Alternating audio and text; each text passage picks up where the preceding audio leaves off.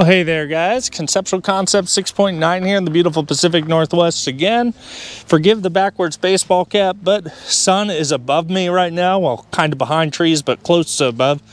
And I'm getting hella shadow to the face if I try and wear my baseball cap forward. So we'll just make do like this. What are we here to talk about today? We're here to talk about the CZ Bren 2.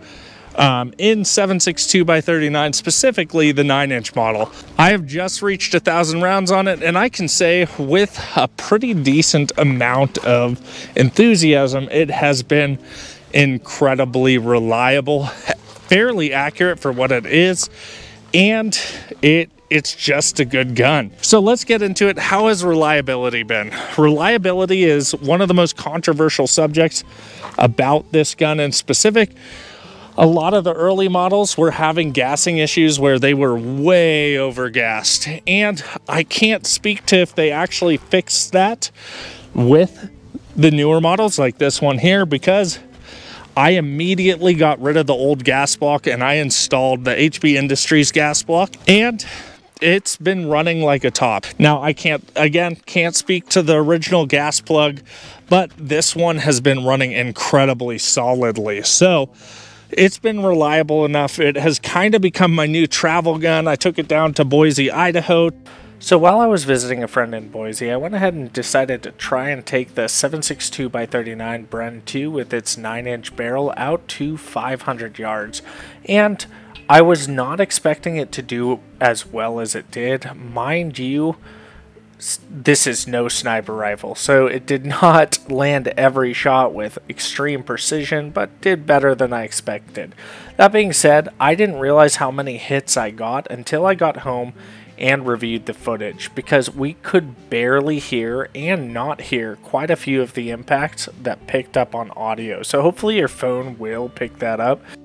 But I went ahead and put some text in there just to show when it was hitting.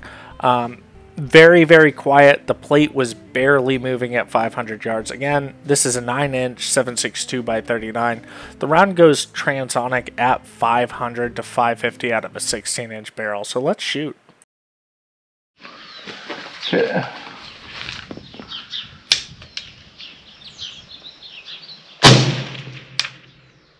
Way low. So you're about 4 mils low. I didn't see that one.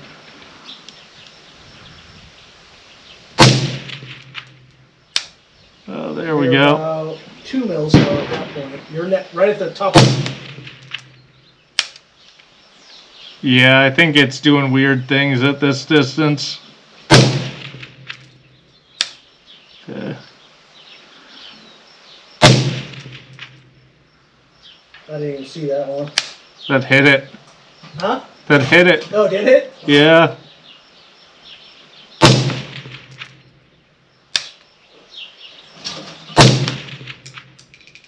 I'm right below it.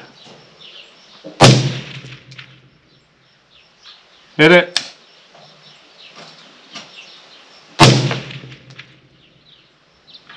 Hit it. Oh, yeah. Hit it again.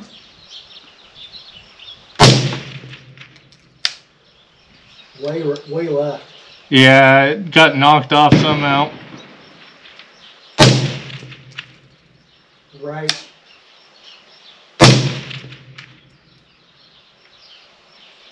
I hit it again. See it moving. But there's like no energy out there. A miss. Right off the right. Yep. Hit. Hit.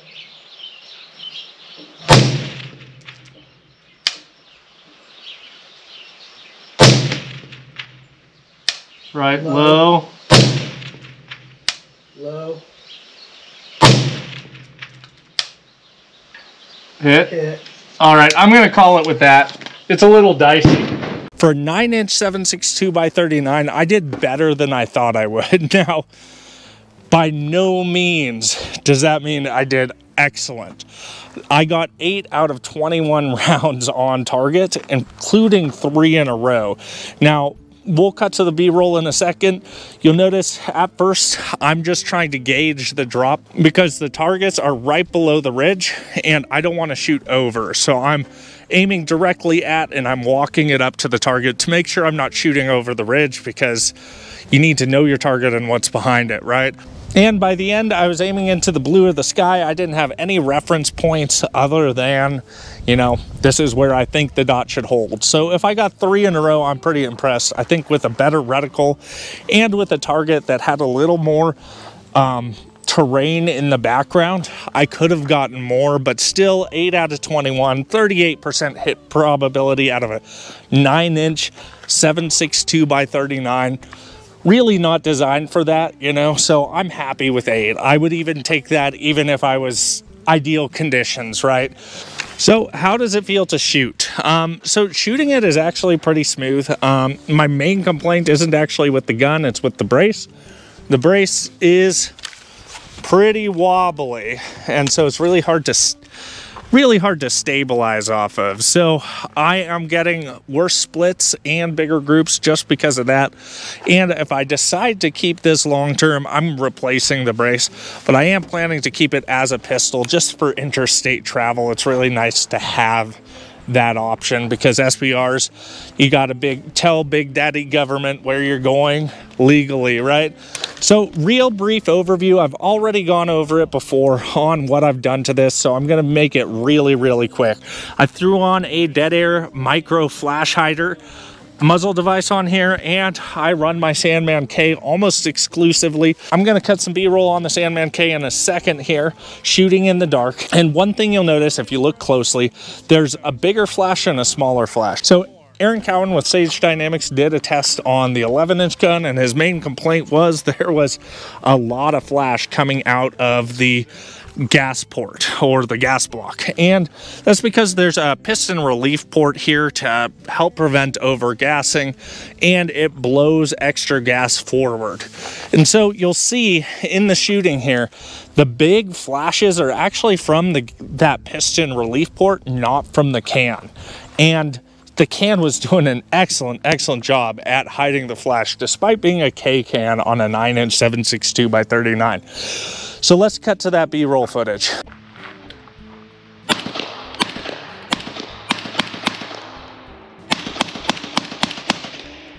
So next I did a HB Industries gas plug. We've already talked about it. These things had some reliability issues due to overgassing in the older models, so I thought I'd just bypass that and jump right on it.